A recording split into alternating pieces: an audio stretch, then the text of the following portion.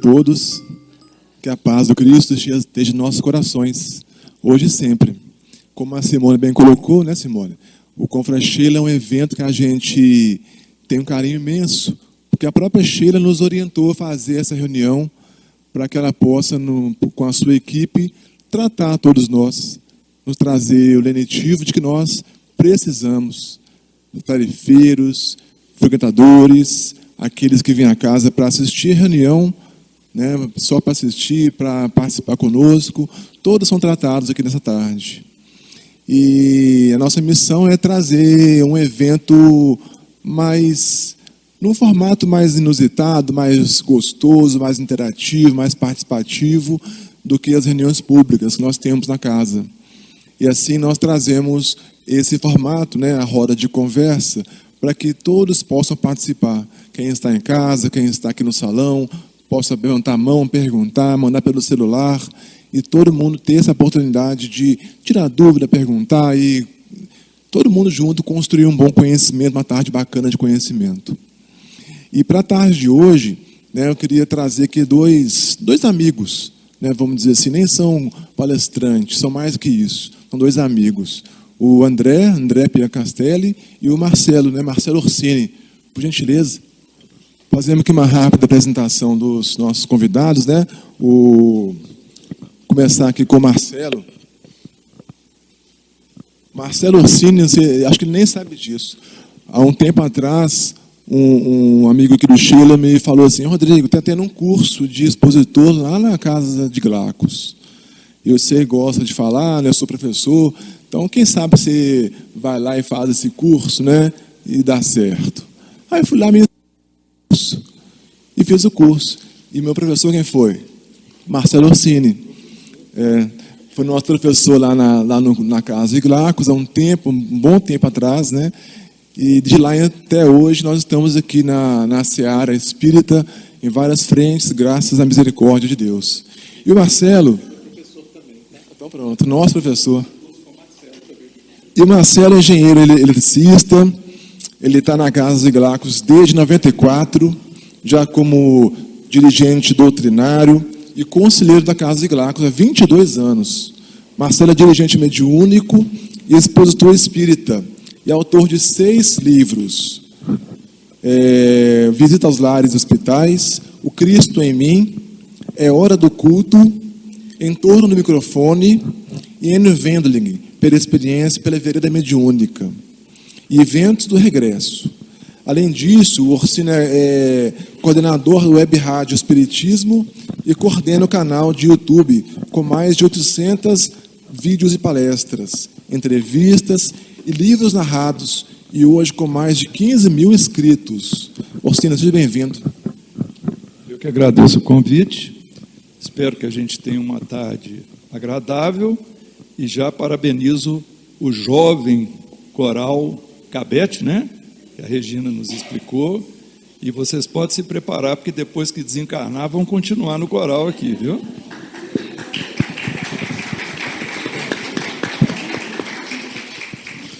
E o André é um amigo nosso, né, André, já de coração. André também é do grupo Glacos, e há 13 anos está na vereda mediúnica do Glacos, médico, dermatologista, orador espírita, né, André? E um amigo que vai trazer hoje para todos nós aqui uma tarde maravilhosa. André, bem-vindo mais uma vez, obrigado. Eu que agradeço, e como é bom estar entre irmãos, né? Muito obrigado pela oportunidade de estar aqui com vocês. E no mês de abril, né, um mês que a gente traz um tema aqui para o Confra Sheila, mês de Páscoa, né, a gente procura trazer alguma coisa relativa ao mês, né, celebrar o mês, trazer para o Confra Sheila o tema do mês. E Páscoa é renascimento, né, renascimento em Cristo, esse sentido verdadeiro da Páscoa, que a doutrina nos ensina, nos incentiva a estudar, a trabalhar, a vivenciar isso. E Páscoa, né, Páscoa é renascimento, Páscoa é Cristo, Páscoa é Cristo em nós. Né? E para começar esse debate hoje, falando, o que essa frase nos significa, Orsini? O Cristo em nós. Para você, o que isso te remete, te traz? Bom, na nossa concepção espírita, o Cristo não está pregado na cruz, tá? Tem alguma casa espírita que tem o Cristo pregado na cruz? Não está. O Cristo ele tem que estar em algum lugar, mas pregado na cruz é que não pode, porque isso nos remete apenas a um fato histórico.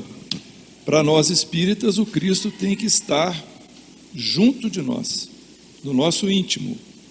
E então, isso passa a ser um desafio, ter essa compreensão. Como que isso vai acontecer? Como que eu vou fazer isso acontecer?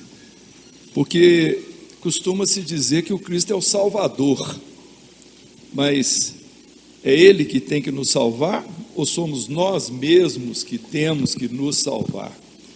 Então a gente devolve a pergunta com essa pergunta, né? O que significa o Cristo para nós? Ele é só um modelo, uma imagem, alguém que está decorando o ambiente? Ou é uma força viva que nós precisamos comungar com ela? Isso é que nós temos que responder. É uma reflexão, né, que a gente tem que buscar e encontrar, né, dentro de nós mesmos, né, André? Cristo em nós se vivencia, né? Cristo não morreu, né? Cristo está conosco todos os dias, não é isso? E a questão para nós espíritas é ainda mais complicada. Eu lembro muito do Raul Teixeira falando para a gente que não é todo mundo que aguenta ser espírita, não, gente, não é? Porque ser espírita é pegar a frase do Cristo: aquele que deseja vir depois de mim, nega a ti mesmo, toma tua cruz e me segue. Negar a ti mesmo, que vem naquela parte da consciência que a gente vai falar, é uma viagem interior muito intensa. É abdicar muitas vezes de tudo aquilo que nós trazemos nas nossas lembranças, das diversas existências, e que dificulta o nosso dia a dia. Então a vivência do Cristo, isso de ter o Cristo em nós, exige ação. O tempo todo o Cristo pede de nós ação, de ir até Ele. Vinde a mim, batei, né? Então eu acho que é isso. O Cristo em nós depende de nós buscarmos a presença e os valores dele para o nosso dia a dia. E como que estes ensinamentos que o Cristo nos trouxe há mais de 2000 anos atrás, eles permanecem conosco, na nossa família, ou como devem permanecer, né? Nossa vida atual, nosso dia a dia, nosso trabalho, no trânsito. Como é que acontece isso, André? Orsini, como a gente pode fazer? Pois ou nós vamos querer conviver com o Cristo histórico, que foi chamado de Jesus, que viveu em tal época, que fez tal ou tal atividade. Então esse Cristo histórico nós precisamos conhecer de qualquer forma, por uma questão até de nossa cultura, de compreensão do meio que ele estava inserido, né? Um meio completamente diferente do nosso, um meio onde ele só tinha inimigos, para dizer a verdade, muito poucos amigos, né, tinha Jesus. Como que vamos fazer para trazer o Cristo para a atualidade? O Cristo precisa ser uma força do íntimo. Então nós vamos ter que descobrir essa força. Vai ser através do pensamento, da consciência, de uma mobilização íntima, que fica sendo um desafio, algo que eu tenho que ter um pendor para desejar, porque senão não vai acontecer. O André me lembrou aqui, desculpa, André, você falou que ser espírita é difícil. Como é que foi a expressão que você usou? Não é fácil. Não é fácil, que é a mesma coisa, né? Não é fácil, é difícil. Mas nós lembramos de uma colega, nos primeiros anos lá na nossa empresa, a gente juntava os espíritas e fazia um pequeno culto na hora do almoço. O pessoal almoçava, voltava. Tínhamos uma colega que ficava assim, prestando atenção, e um belo dia, quando nós falamos a respeito de certos comportamentos, ela deu um murro na mesa, virou assim, falou: puxa, mas que droga, depois que eu entrei para esse espiritismo, eu não posso fazer mais nada que eu gosto. Então, quem que estava falando nesse momento? A consciência dela. já estava entrando em entendimento com esse Cristo que estava chegando, e ela estava fazendo a escolha dela. Ali ela fez uma expressão sincera e correta, mas a opção final teria que ser dela, né? Então, espero que ela tenha ido pelo caminho certo. Essas questões que o Orsini bem pontuou aqui, né, que a gente tem que lidar com isso todos os dias, são como a ansiedade, como a solidão, são situações que nos colocam em prova para lidar com essa questão do Cristo em nós. Como é que faz, André, para conjugar essas questões atuais, da atualidade, com esse encontro com Cristo em nós? No ambiente familiar, como é que eu lido com isso? Como é que eu posso usar um elemento, usar a presença do Cristo na nossa vida, no nosso dia a dia, para lidar com esses desafios da atualidade? Primeiro, a gente tem que ter um relacionamento com Jesus. A primeira coisa, a gente nunca vai ter a presença de ninguém se você não quiser ter um relacionamento com alguém.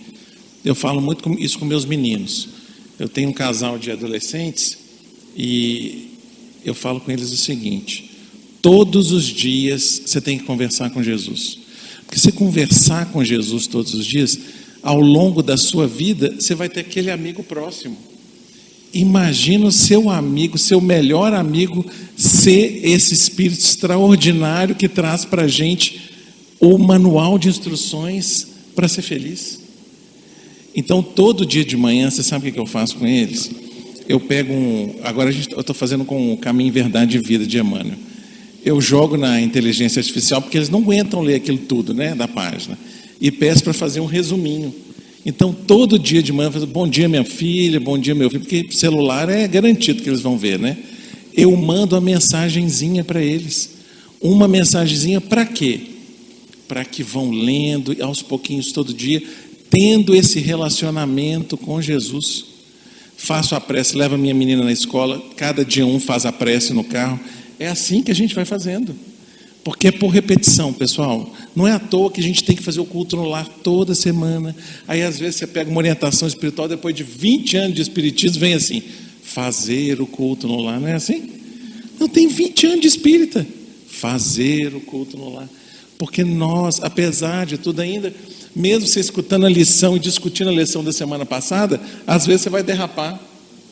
Gente, se a gente derrapa, tendo feito a lição no culto no lar semana passada, a gente tem que repetir, porque o relacionamento é cultivo diário. Então eu acho que a gente vai enfrentar os desafios do Cristo na nossa vida, tendo esse Cristo todos os dias, na prece, na leitura, no estudo, nesse tipo de hábitos. Ótimo, ótimo. Vou fazer aqui uma merchandising aqui, né? Lá em casa a gente faz o culto também, né, André? Aí o livro que eu uso para o meu pequeno, tem um casal também, um adolescente e uma criança, e como é que eu trago o culto no lar para a criança, né, de 9 anos, entender às vezes o ensino de um livro de um adulto, de um adolescente. Aí procurei aqui na livraria, achei É Hora do Culto, do nosso querido Orsini. E aí nós usamos o livro lá em casa, e, meus amigos, foi um sucesso. Meu menino de 9 anos faz a leitura, consegue entender, a menina de 9 ajuda na compreensão do livro. O culto rendeu muito bem, né? Então tem um livro aqui embaixo na livraria, né? Fazer essa propaganda da Elaine, da nossa livraria aqui, e nosso querido Orsini, que nos trouxe essa obra maravilhosa. E por falar em Cristo em nós, algumas práticas, né, também podemos utilizar, às vezes a caridade,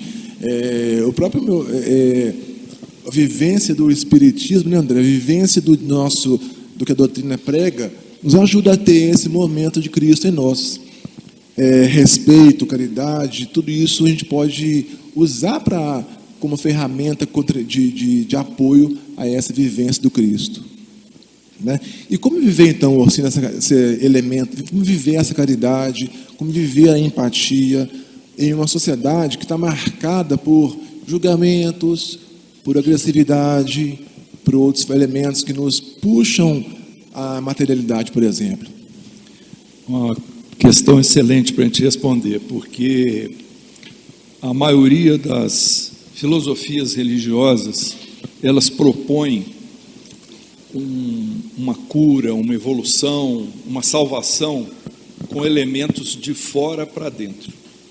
Então você vai receber uma bênção, você vai receber um material para se alimentar, você vai beber uma água que foi abençoada por um sacerdote, você vai usar um paramento, vamos dizer assim, aquilo vai te proteger, aquilo vai te salvar. E como é que é na nossa doutrina? É o contrário. Nós temos que fazer de dentro para fora. É através da transformação do íntimo é que nós vamos, aos poucos, conquistando um momento mais feliz para nossas vidas. Por isso que Jesus falou: conhecereis a verdade e a verdade vos libertará. Que verdade que é essa? É justamente essa verdade que a gente conquista à medida que você vai estudando, vai argumentando, vai assistindo um curso, uma palestra, vai tirando dúvidas. Quer dizer, precisa ter aquela busca, como disse o André, né? Batei e abri-se-vos-á, buscar e achareis. Não é isso que Jesus propôs para a gente, para que a gente corresse atrás dos recursos que nós necessitamos. O Cristo, ele não é nem milenar. O Cristo é um espírito que o Emmanuel revelou na obra A Caminho da Luz, como sendo participante da comunidade de espíritos puros, e foi com a liderança dele que o nosso planeta foi construído. Só para ter mais ou menos uma ideia vaga de temporal desse espírito. Então esse é o Cristo, ele é co-criador em plano maior, segundo o André Luiz no livro Evolução em Dois Mundos. E Jesus foi o homem que manifestou esse Cristo. Então, quando a gente fala em Jesus, nós estamos falando de um homem, uma pessoa como nós, que precisava tomar banho, comer, né? Falava: ô Pedro, me passa um pedaço de pão aí. Esse é o Cristo, é o Jesus. Agora o Cristo falava: eu sou a luz do mundo, vós sois deuses. Aí são pensamentos transcendentes. Esse é o Cristo. Então, para a gente trazer o Cristo para o nosso íntimo, nós precisamos procurar esse pensamento transcendente e fazer como o André está educando os filhos, de uma forma suave, que não fica uma coisa dogmática, ritualística, e nem uma crença que, se você usar um objeto ou fazer tal ritual ou usar uma oração milagrosa, as coisas vão melhorar. Quem tem que melhorar somos nós. Nós é que temos que vencer os nossos desafios. Jesus não está apenas no discurso, né, André? Jesus está na prática, não é isso? Jesus está principalmente na prática, né? A gente se ligar só à letra do Evangelho, obviamente que se a gente lê o Evangelho, lê as Escrituras, maravilhoso, mas vem aquele relacionamento de novo. Aí eu quero ter um relacionamento com Cristo. Você falou da caridade. A caridade é o próximo passo, porque não tem como eu conseguir enxergar o meu irmão como o motivo da minha vinda na Terra, porque, gente, nós viemos na Terra para fazer o bem para o outro. Vocês já perceberam isso? Isso, Jesus virou e falou assim: primeiro, amai a Deus sobre todas as coisas, e sobre todas as coisas, e o próximo como a ti mesmo. Amar a Deus, ok, já é para nós, ponto pacificado. Mas olha a condição que Ele nos dá, inclusive para, entre aspas, a nossa salvação. Amar o próximo, ser feliz fazendo o outro feliz. Então isso é que nós temos que entender. Como que eu vou poder fazer o outro feliz se eu não vivo o Evangelho? Ou se eu vivo só estudando? Estudar, contemplar, meditar e orar, maravilhoso. Mas não adianta nada se no meu dia a dia eu não coloco aquilo em prática. Então, primeiro, eu cultivo o relacionamento com Cristo através disso, da leitura, da meditação, né, de compreender, de extrapolar aquilo ali. Porque até nessa frase, amai o próximo como a ti mesmo, primeiro eu tenho que amar a mim mesmo. E esse amor por mim mesmo tem que ser tão grande que tem que transbordar para eu amar o outro. Olha que coisa mais maravilhosa. O amor por mim mesmo tem que transbordar. Mas não é um amor de orgulho, de eu ser orgulhoso por aquilo que eu fiz, não. Nós seremos cobrados por aquilo que nós fizemos conosco mesmos, não seremos? Quantos livros de André Luiz você não vê? Fala assim, olha aqui o que você fez com o seu corpo. O que você fez com o seu corpo quando você estava na terra? Ah, eu gostava de picanha com batata frita. Isso é ok. Mas será que é isso que é melhor para o seu corpo? Então, se eu me amo, eu vou deixar de fazer os meus exames, deixar de ir no médico, fazer meu preventivo. Eu vou ser desregrado na alimentação, na bebida, no fumo. Então, primeiro eu tenho que me amar. E quando o amor que está em mim transborda, aí eu dou para o outro. Aí vem a caridade. Porque eu já consegui ter esse relacionamento com Jesus. E eu tenho desejo de, através do serviço ao próximo, materializar esse ensinamento, esse relacionamento, esse amor. Essa mudança, essa consciência, né, de amar a nós mesmos, é um processo de reforma íntima, né? Sim, e que vem inicialmente com o conhecimento de si mesmo. Questão 919. Conhece-te a ti mesmo. Como é que eu vou conseguir me renovar se eu ainda não me conheço? Se eu não conheço as minhas dificuldades, os meus vícios, aquilo que em mim é menos desejável? Como é que eu vou ser um verdadeiro espírita, segundo a definição de Kardec, né? Que é aquele que se é reconhecido pela transformação moral, pelos esforços que empreende todos os dias para domar suas más tendências, se eu não me conheço? Então passa pelo autoconhecimento. Por isso, Marcelo, que o Raul Teixeira fala que não é fácil ser espírita, porque na hora que você se conhece, que você olha o André de todos os séculos, fica tão difícil, né? Desculpa, viu, Marcelo? Eu agora que segura. Marcelo, essa reforma que o André pontuou aqui para a gente é um ideal distante ou uma tarefa cotidiana? Certamente é cotidiana. E Jesus fez um convite importante para a gente, né? O Cristo, através de Jesus, que foi o convite ao discipulado. O que é o discipulado? É o convite para que nós sejamos discípulos. E qual que é a diferença entre ser discípulo e ser aluno? O aluno, ele assiste uma aula, uma exposição, ele presta atenção, ele ouve, ele memoriza, ele anota, toda a teoria está ali diante de si. Esse é o aluno. Então a gente é aluno a vida inteira.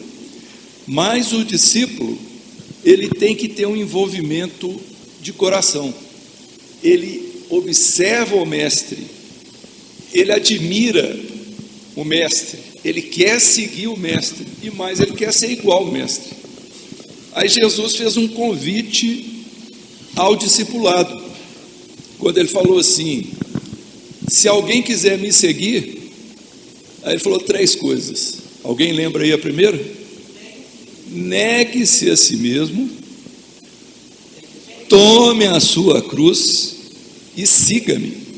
Então, o negue-se a si mesmo, ele entra nisso que o André falou do amar a si mesmo, porque nós temos que nos desfazer da nossa personalidade egoísta, vaidosa, ambiciosa, orgulhosa.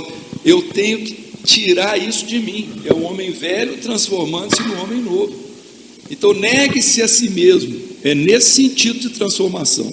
Tome a sua cruz, porque todos nós vamos ter que carregar a cruz nesse planeta. Nós estamos num mundo de provas e expiações. Nós já chegamos encarnados aqui com uma missão, com várias coisas a vencer que nós não sabemos o que é. Às vezes a gente tem até intuições, mas a maioria delas vão surgindo, muitas nos aborrecem e a gente fica achando que Deus está pegando o nosso pé, mas nós mesmos é que somos os autores lá nas outras vidas. E siga-me. O siga-me, que é o último passo do convite, é aprender os ensinamentos, é praticar o ensinamento, é querer se transformar. Então, aqueles que quiserem realmente caminhar com Cristo, aqueles de nós, vamos ter de fazer isso. Aceitar a si mesmo, compreender os próprios erros, superar esses erros, se comprometer a não repeti-los e seguir adiante com Jesus. Essa sua fala é interessante porque ela nos aponta uma fé raciocinada, né? Sim, a fé, se não for raciocinada, ela nos leva para crenças infundadas. Dialoga com a razão, mas sem perder a profundidade espiritual. Sim, a razão atrai muita gente para o espiritismo. Por exemplo, me atraiu. Eu, com a minha cabeça de engenheiro de, 30, 40 anos atrás, eu não concebia nada de religião, me atraía. Nada. Aí, quem me chamou? Dona Dolores. Alguém conhece Dona Dolores? Não? É a dor, gente. A gente chama ela de Dona Dolores para aliviar. A Dona Dolores chamou. Perdi vários entes queridos. Fiquei assim, arrasado. Aí, passei em frente à mesa de um colega meu. Tinha um livro lá assim, O Livro dos Espíritos. O que eu fiz? A hora que eu bati o olho naquilo, eu falei, olha, é o que eu estou precisando. Aí eu peguei e comecei a estudar, e o Kardec traz a coisa numa lógica que realmente não tem como, né? Tem que ser muito, pirracento para não aceitar a forma como o Kardec estruturou a doutrina, porque não foi nem ele que ditou para nós a doutrina, foram os espíritos, mas ele criou o mecanismo. É legal como que, às vezes, pequenos gestos, pequenos elementos, né, pequenas ações, transformam, né, uma encarnação inteira, né, André? Como que a gente, às vezes, escutar uma intuição, a gente tem que aprender a valorizar esses pequenos gestos, essas pequenas ações e trazer isso para o nosso dia a dia, né? Com certeza, isso está cada vez mais difícil de ser feito. Eu sei que aqui no Sheila tem isso também, lá na Casa de Glacos tem a reunião de convívio espiritual, que é no terceiro domingo, os espíritos, através da psicofonia, conversam com os presentes. E em janeiro, o espírito Palminha falou assim: nós temos uma imensa dificuldade de intuir vocês, porque vocês estão o tempo inteiro com a mente ocupada. Vocês estão o tempo inteiro com a mente ocupada. E eu penso o seguinte, imagina se a gente estudasse Kardec, o tanto que a gente passa feed do Instagram, do TikTok, ia ser todo mundo espírito puro quase. Porque olha só, como se perde tempo nisso. E cada encarnação é preciosíssima. O nosso tempo é curto, existem bilhões de espíritos precisando de reencarnar, e nós perdendo tempo com, muitas vezes, coisas que não são interessantes. Isso me remete ao sermão profético, que está em Mateus 24, quando Cristo fala assim: haverá falsos cristos e falsos profetas. Onde vocês acham que os falsos profetas estão agora? Você pega essa coisinha aqui misturada de alumínio e vidro, e o tempo todo tem alguém falando uma coisa, e aquela pessoa que fala ali durante um minuto, a impressão que dá que ela é a representante da verdade. Não é verdade? Não, mas fulano falou. Quem que é fulano? É uma influência que falou ali, você pegou aquilo e passou para frente. Será que esse aí não é o falso profeta? Será que não? A nossa irmã Simone falou, são chegados os tempos. Quando a gente pega lá na Gênesis, o capítulo 18, que tem o mesmo nome, a gente fica horrorizado de ver que Kardec e os Espíritos nos dizem o seguinte: o sinal dos tempos é quando as convulsões planetárias deixam de ser geológicas, cataclismas, e passam a ser no campo das ideias. Hoje o planeta convulsiona no campo das ideias. Então, antes de tudo, a gente tem que deixar um pouco de lado tudo isso que afasta, porque, como o Marcelo falou, o ensino do Cristo, ele é universal. Eu sei o que, se eu passo pelo filtro do Cristo, eu pego aquela, fala assim: o que Jesus faria? Eu falo isso com meus meninos no culto no lar: o QJF. Quando você tiver um problema, passa pelo QJF. O que Jesus faria? Então, será que o que essa pessoa está falando aqui está de acordo com o que o Cristo falaria? Ou o que ele faria? Então, essa luta de ideias hoje Que aí a gente vê as diversas aberrações. No carnaval, Jesus sendo chicoteado pelo demônio, não é? Todo carnaval tem alguém cutucando Jesus. São ou não são os falsos cristos ali? Todo carnaval tem, porque hoje em dia o que está na moda é cutucar Jesus, porque dá ibope. Vai você, o Marcelo falou, eu como engenheiro 30 anos atrás, a mesma coisa, eu como médico. Você falar em espiritualidade na medicina, nossa senhora, você é charlatão, botar Jesus no meio, então acabou, né? André Luiz fala que no dia que a ciência médica descobriu Cristo, o salto de tratamentos e de melhoria para a humanidade vai ser imenso. Então, nós estamos vivendo hoje o sinal dos tempos. Todo mundo tem que reler lá o capítulo 18 da Gênesis, que nós vamos encontrar aí muito do que está acontecendo hoje já estava previsto nas previsões da Gênesis, né? E a obra de Kardec, né, nós temos que nos ater a ela, né, a Pentateuco, né, dar uma atenção para ela, porque ali tem muita informação que às vezes a resposta tá fácil, né, André? Tem uma pergunta aqui que não chegou por meio do QR Code, que diz o seguinte: a canção... Uma pergunta difícil, só mandar para o Marcelo, tá? Porque o Marcelo tem muita estrada aí. Se a resposta for difícil, eu repasso para ele. A canção nos diz: a lição sabemos de cor, só nos resta aprender. Na opinião de vocês, que fala vocês, opinião de vocês, o que nos falta para aplicar o que já sabemos da doutrina consoladora?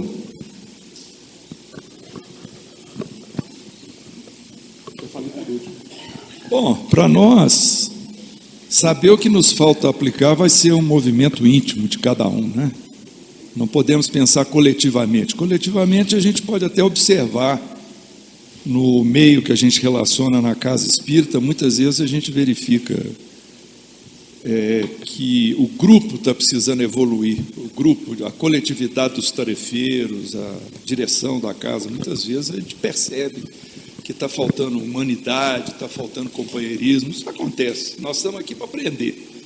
Agora, no íntimo de cada um, se uma pessoa não procura compreender qual é a melhor referência, como é que ela vai saber o que falta para ela?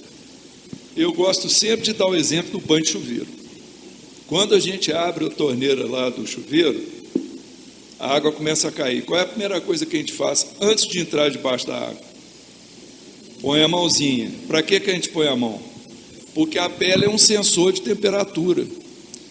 Então nós temos uma temperatura que a gente deseja, está no íntimo. Tem gente que gosta de banho super quente, o outro gosta mais gelado, mais frio, né? Então você vai lá e mede. E em função dessa diferença que o seu cérebro está dizendo, está muito fria. Aí você vai lá e fecha a água um pouquinho no chuveiro elétrico, ela vai esquentar. Então isso é um sistema de realimentação. O cérebro manda um sinal, o que você quer, ele compara com a temperatura, aquela diferença, ele manda outro sinal lá e vai lá e corrige. Ora, nós podemos aplicar isso para o nosso espírito, para o nosso comportamento. Para a gente saber o que a gente precisa fazer, que seria corrigir o nosso erro, nós temos que ter referência. Senão nós vamos ficar vivendo o império do ponto de vista. Do eu acho que é assim que é o certo. Pronto, aí cada um tem o seu, ninguém vai mudar nada. Mas quando a gente tem uma mesma referência, que é aquilo lá que o Cristo pediu, amai os vossos inimigos. Puxa, tarefa difícil, né? Alguém deve ter falado na época lá, esse cara é maluco, que amar inimigo o quê? Que amar o quê? Inimigo a gente tem que matar, tem que, né? Não era assim? Então, uma vez que você observa a referência e aceita a referência, aí você pode ter a crítica de saber o quanto você está distante do ideal. E você vai agir com o livre-arbítrio. E esse livre-arbítrio é que vai nos fazer tomar as providências. Então, a lição sabemos de cor tem que ser a referência do Evangelho. Só nos resta, eu nem diria aprender, nos resta fazer, né? Nós temos que fazer, tirar essa diferença aí. Complementando aqui, voltando àquela ideia do relacionamento com Cristo, na mesma pergunta 919, que a resposta é conhece-te a ti mesmo, quem que fala depois? Santo Agostinho. Aí Santo Agostinho fala assim, sabe o que eu fazia quando eu ia dormir todos os dias? Esse é complemento da lição 919. Eu passava o meu dia em revista e via se ali eu havia feito mal a alguém, falado alguma coisa que tivesse magoado, ou feito alguma coisa que não fosse o bem. Aí aquilo me fazia meditar e no outro dia eu buscava corrigir. Então, nós já temos a lição, já temos quem trouxe a lição. Graças a Deus temos o Espiritismo, que foi a alavanca para nos mostrar isso de uma forma mais clara e nos colocar para frente. Só nos resta agora, nesse nosso relacionamento, que é o último do dia, é a última prece do dia, você chegar e passar o seu dia em revista, porque são nessas pequenas coisas, é o que você falou, são as pequenas coisas que juntam, que fazem o final, a massa, levedar toda a massa, não é verdade? São as pequenas coisas. Eu vejo, por exemplo, aquela pessoa que fala assim, quando eu nunca fiz tarefa, mas é porque eu sou muito ocupado, quando eu aposentar, eu vou fazer a tarefa. Vai fazer a tarefa, pessoal? Claro que não. Não fez aquela horinha, 2 horas por semana lá atrás, 20, 30 anos atrás. Não foi fiel no pequeno. O Cristo não falou isso? Você foi fiel no pequeno, agora eu vou poder te dar coisas maiores para fazer. Então é isso. Ao tempo todo relembrar. O nosso mestre esteve aqui, veio porque de tanta gente que ele mandou não resolveu, ele teve que vir ele mesmo, né? E deixou para nós esse ensinamento imperecível, que à luz da doutrina espírita fica mais fácil ainda. Só nos resta fazer do nosso relacionamento uma coisa ativa, o que o Cristo pede ação. Outra questão que nos chegou diz o seguinte: como estar no mundo sem ser do mundo? E como experienciar a vida material, santificando a matéria, sem se perder? Perguntas que começam com como, sempre tem uma resposta complicada, né? Porque cada um tem a sua maneira de responder isso. Mas esse trecho aí é do Sermão do Cenáculo. Justamente no período que Jesus estava reunido na última ceia com os seus apóstolos, né, os discípulos lá mais chegados, e ele estava se despedindo. Esse sermão foi feito todo dentro da última ceia. E Jesus estava mostrando que o mundo estava contra ele. Então, como é que ele fala aí? Como ser do mundo? Como estar no mundo sem ser do mundo? Estar no mundo sem ser do mundo. E como experienciar a vida material, santificando a matéria, sem se perder. Sim, porque o mundo tem justamente essa palavra mundo aí no contexto, ele tem essa representatividade de nós estarmos vivendo num ambiente que não é espiritualizado, que as pessoas não estão preocupadas com questões espirituais. Então você está no mundo, mas não é para ser do mundo, porque ser do mundo no contexto que Jesus falou é estar sintonizado com as questões materiais, unicamente. Agora, a matéria, ela é um grande desafio do espírito. O espírito é um ser, vamos dizer assim, indefinido, não é? O livro dos Espíritos não consegue responder qual é a forma do espírito. A única coisa que a gente sabe é que o espírito tem um atributo: inteligência. Não sabemos mais nada. A gente sabe que o espírito se liga ao corpo através do perispírito, que é o corpo astral, que acompanha esse espírito até ele virar espírito puro lá, vai ter um perispírito.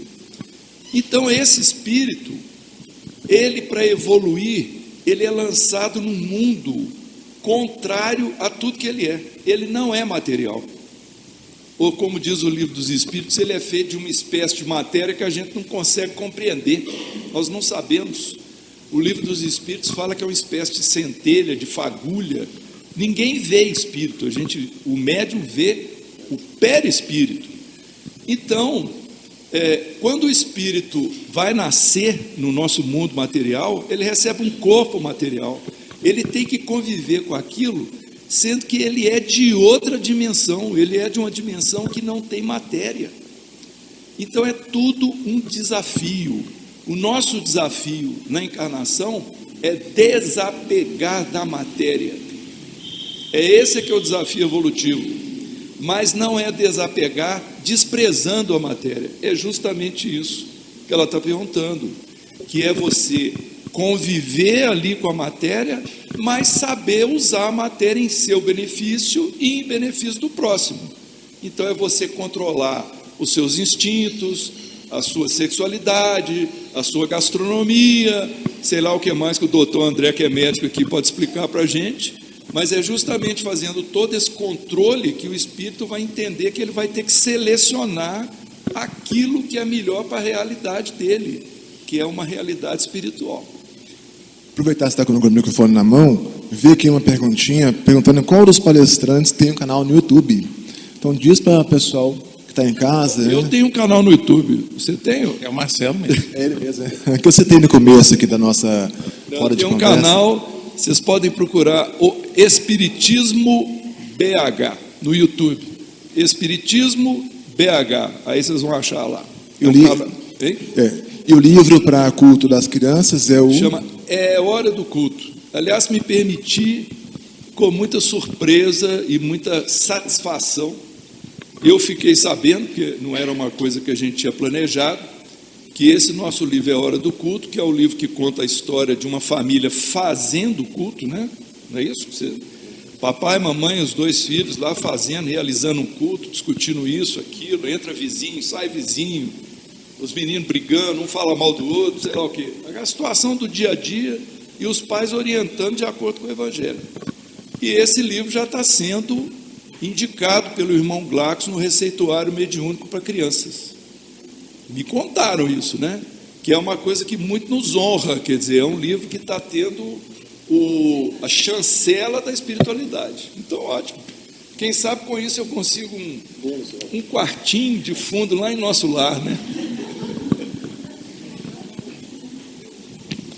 Vi aqui uma outra pergunta para a gente, André, que eu acho que vem a calhar, né? A Simone, a gente estava discutindo com ela aqui mais cedo, já programando os próximos com a Francheila. Gente, só para dar um spoiler aqui, os próximos, né, Simone, estão maravilhosos. Vamos ter números musicais, vai estar bem recheado. Acompanhe nossas divulgações da casa, né? Que vai ficar muito legal. Mas, aproveitando aqui, André, perguntou uma pessoa, nos trouxe a pergunta, o que fazer para aumentar a intuição? A intuição é parte da mediunidade que todos nós temos. Todos nós somos médios, e Kardec diz que raros são aqueles que não têm essa faculdade. Mas a mediunidade, e quem nos diz isso é o nosso querido Jacobson Trovão, que é o diretor mediúnico da FEB, a mediunidade, ela é educada e desenvolvida no dia a dia, na prática do bem, dos valores cristãos, da luta contra si mesmo. Como que eu vou conseguir educar a mim mesmo para ter mais intuição? Primeiro, mudando os meus hábitos, evitando locais que estimulem maus hábitos que eu tenho em mim. Por exemplo, se eu gosto muito de tomar uma cervejinha, eu vou evitar de ficar frequentando locais onde isso vai ser facilitado. Ou, se eu tenho uma tendência para o lado da sexualidade, eu não vou ficar vendo certos conteúdos na rede social ou filmes que vão me trazer esse tipo de coisa. Na medida que a espiritualidade sente que existe um desejo em nós de burilamento, de buscar uma coisa mais elevada, né, Marcelo? Nós fomos feitos para as coisas elevadas.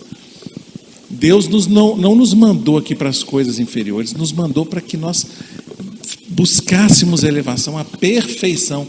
Sede perfeitos. Conseguiremos ser perfeitos numa encarnação só? Infelizmente não. Mas o Cristo queria nos dizer: busquem me seguir, fazer o que eu estou dizendo e mostrando para vocês, que aos poucos a gente consegue aferir essa presença espiritual junto a nós. Então, para a gente melhorar a nossa intuição, estarmos mais abertos, é necessário que nós façamos a nossa reforma íntima. Mas que também nós, como disse o Palminha, deixem o caminho livre para que a gente possa ouvir a intuição.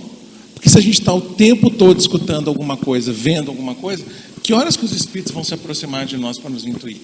Então, é necessário que nós, em algum momento do nosso dia, fechemos-nos no nosso quarto íntimo para orar e para meditar. O que o Cristo fazia? Ia para o deserto, ia para o jardim, né? No Monte das Oliveiras, porque a gente tem que sair um pouco desse ruído tecnológico do dia a dia. Se nós não entrarmos no nosso cômodo privado da consciência, né? Que é onde está o nosso tribunal moral, né? Consciência. O nosso tribunal moral está aqui na nossa consciência. Se a gente não parar e pensar em algum momento, dificilmente nós vamos conseguir uma conexão para ter uma intuição bacana. Veio aqui uma pergunta da área mediúnica, Marcelo. O que o médium deve fazer quando não tem como frequentar uma reunião mediúnica por falta de tempo? Bom, se não há possibilidade dele fazer a educação mediúnica dele, né? Porque para o médium, às vezes, ele deixar de participar da reunião mediúnica é problema até de saúde, né? Dá problema de saúde, ele pode sentir cargas fluídicas, assédios espirituais muito difíceis. Então, eu vou nessa linha que o André falou aí, se ligar à oração, à leitura. Ele tem que fazer cada vez mais uma sintonia com ideias edificantes, evitar o que desvia essa atenção dele, porque se é o que ele pode fazer no momento, então o jeito é se agarrar nesse baque salvador aí, porque geralmente nas casas espíritas, e eu acredito que aqui seja assim, né, que é uma casa grande, a casa espírita pequena, muitas vezes a pessoa chega, vai participar da mediunidade, ela pede, vem cá, pode participar. É muito mais fácil o acesso. Uma casa como Centro Oriente, Grupo Sheila, ou Glacos, por exemplo, ou outras, você vai consultar o mentor sobre essa adesão. O mentor é que vai dizer se ele vai para a reunião de educação mediúnica, se ele vai para a desobsessão, ou se primeiro ele tem que fazer um curso. Aí, quando tem essa facilidade da espiritualidade opinar, é ótimo, porque aí você já fica mais orientado. Mas quando não, e porque também se o médium entrar, né, desequilibrado numa reunião mediúnica, se não for uma casa muito bem orientada, ele pode corromper o ambiente que já está estabelecido lá. Então, é importante ele participar de cursos, estudos, fazer a leitura sistematizada. Isso tudo vai direcionar o psiquismo dele corretamente. Quando ele tiver algum assédio espiritual, vai ter uma barreira ali, não vai atrapalhá-lo, né? Aí uma dica boa também, eu não estou conseguindo ir para a casa espírita, não consegui entrar num grupo que eu possa fazer o meu desenvolvimento, minha educação mediúnica. Faça mais de um culto no lar. Eu acho que é super interessante. Eu tenho amigos médicos que às vezes estão afastados, às vezes fazem 3 cultos no lar por semana. Gente, mal não faz nenhuma, né? Concorda? É aquele negócio, bom senso e água fluidificada não fazem mal para ninguém, né? Então, faça mais de um culto no lar. Nossa, essa semana está difícil demais, minha cabeça está parecendo que abriu uma soda limonada aqui dentro e tal. Vamos fazer um culto no lar. Fiz na segunda, faço na quarta de novo. Aí está difícil demais, faço na quinta. Não tem problema nenhum. Nós estamos ali angariando a proteção espiritual para nós e para o nosso lar. Então, talvez seja uma dica boa também para quem não está conseguindo, né? Ou pedir ajuda. Tem muito no meu grupo mediúnico, as pessoas, porque às vezes quando a gente está no pior do momento, você não consegue fazer a prece. O pessoal dificulta você de fazer a prece. Pede, gente, faz uma oração por mim. O WhatsApp do grupo direto pedindo oração. Já está difícil hoje. Faz uma oração por mim. Então, uma outra coisa, a gente tem que chegar, né, em grupo para aqueles que podem ajudar mesmo também. Você disse mais cedo, né, sobre a questão dos pequenos gestos que o Santo Agostinho nos orienta, né? Às vezes uma leitura de uma página antes de dormir. Fazer higiene espiritual do sono, né? Pessoal, todo mundo tem que fazer higiene espiritual do sono. No livro Diálogo com as Sombras, Hermínio Miranda fala que 3/4 da população desdobra. 3/4 de nós saímos do nosso corpo e vamos passear pelo mundo espiritual quando a gente está dormindo.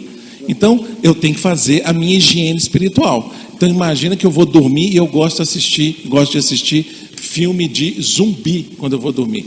The Walking Dead. Quem que você acha que vai estar com você na sua viagem pelo plano, né, astral? Ou então, eu gosto de assistir filme de pancadaria, Rambo. Quem que você acha que vai estar com você? Agora, se eu faço a minha higiene espiritual do sono, vou ler uma mensagem, né, de moral cristã, ou eu adoro, gente, coisa melhor que tem para dormir é ler livro de André Luiz. Você já sentiu, você não nota ou não, quando a gente está lendo um romance de André Luiz, a gente se sente um ser humano melhor, a gente sente melhor. Ou então, se for uma pessoa que, eu não estou vindo nada na minha cabeça, pega o evangelho, lê um pedacinho do evangelho. É preparar para o sono. Por isso tem que fazer a higiene espiritual do sono. André, nós vê aqui um comentário que nós recebemos, diz o seguinte: o André nos disse sobre medicina e espiritualidade, que esses dois institutos não se harmonizam. O que percebo atualmente é que muitos médicos são espiritualistas. Né? Você tem alguma relação entre essa situação, ser espiritualista, médico da doutrina, com a medicina? Eu acho que se o médico já tiver imbuído de fazer o bem, já é meio caminho andado, né? Se eu não me engano, é a pergunta 924 do Livro dos Espíritos que fala assim: eu preciso professar a fé na doutrina espírita e nos fenômenos mediúnicos espirituais para angariar uma boa vida no futuro, né? Após o túmulo? Aí os Espíritos respondem: não, senão todos os outros estariam perdidos. Basta apenas fazer o bem. O bem é o bem em qualquer lugar. Então, o médico até pode não ser espiritualizado, mas se ele estiver imbuído em fazer o bem, já começa. Para mim, trazer espiritualidade para dentro da minha prática médica mudou a minha vida. Completamente. Eu hoje, por exemplo, eu sou dermatologista, eu pergunto para o meu paciente assim: como é que está a sua vida? Mas saem as maiores angústias, dores, reflexões, porque às vezes você está ali que está precisando de conversar, e você tem esse momento de ausculta ali com o seu profissional, né? É fundamental, é maravilhoso. André, eu tenho uma colega de reunião mediúnica que é dentista, e ela passou a fazer atendimento fraterno no consultório dela, porque toda hora chega uma cliente e começa a desabafar os problemas pessoais e ela tem que atender. Então, isso é importante para nós espíritas, né? Que a gente tenha o conhecimento pelo estudo para ajudar as pessoas orientando corretamente, né? De acordo com o doutor. E para o dentista é mais difícil ainda. Como é que está a sua vida? Então, para mim ainda é mais fácil, né? Nosso tempo está acabando, infelizmente. Já. Eu queria trazer uma última questão para a gente encerrar, né, nosso diálogo hoje. Como que a mensagem espírita cristã sustenta a esperança ativa, a responsabilidade e confiança no progresso espiritual? Como que a mensagem espírita cristã sustenta a esperança ativa, a responsabilidade e a confiança no progresso espiritual? Bom, vou iniciar a resposta, o André complementa. Aí usou a palavra esperança. Esperar é o quê? Aguardar alguma coisa para o futuro com otimismo, não é assim? Então, para a gente sustentar a esperança em algo, você tem que acreditar que no futuro pode ser melhor. Por isso vem a doutrina espírita com o princípio de imortalidade da alma, de reencarnação, de plano espiritual, de todas essas, de lei de causa e efeito, de novas oportunidades. Então a gente, quando confia nesses fundamentos, nós não temos motivo para ficarmos desesperançosos, só se a gente quiser a resposta rápida. E às vezes a resposta não é rápida, porque muitas vezes nós estamos numa encarnação reparando as faltas que cometemos em reencarnações anteriores. E a gente precisa passar por aquilo. O processo da doença, ele funciona dessa forma. Você age de forma contrária à lei de Deus numa época, aquilo vai para o seu perispírito, desequilibra o perispírito, ele fica com fluidos nocivos, desequilibra os centros vitais, e o perispírito é um molde do seu próximo corpo.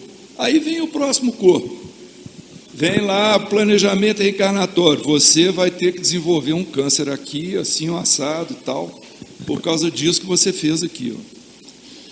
É a forma de você ficar saudável. O Emmanuel fala isso na questão 95 de Consolador, que nós precisamos da contribuição preciosa das doenças, porque elas fazem que, através do nosso corpo, a gente evacua, coloca para fora os desequilíbrios do perispírito. Então, quando a gente está tendo uma doença grave, mesmo grave, nós estamos reequilibrando o perispírito, para que numa outra vez a coisa vai estar melhor. Então, se a pessoa não acredita nesse futuro, como é que tem esperança? Aí não tem, ela está vendo só agora, está vendo só a doença agora, está vendo só o problema agora.